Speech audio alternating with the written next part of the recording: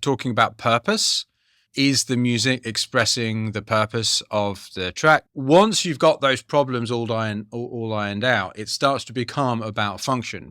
When I say function, what I mean is, for example, if this track is meant to be played on a dance floor, you want the kick and the bass not to be conflicting with each other. You want things to be clear, punching through. If you're writing a song, you want to be able to hear the lyrics. You don't want them to be masked by things, so the mix wants to be okay. So essentially we start focusing on the functional problems, because if the function of this piece of music is for someone to be able to sing along to it, and through that function they are going to get the purpose, then function is in fact in service of the purpose, of delivering the purpose. It's almost like, you've got the art, and the artist does the artwork, and then you've got the framing of the art and where you put it up. Right? And that's really what function is about.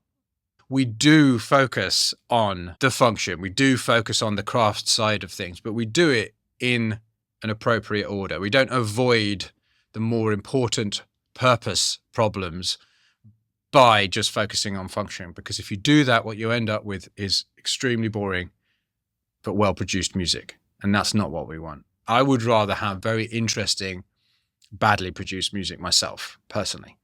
That's a much better thing from my perspective. Of course, the ideal thing would be well-produced, great music.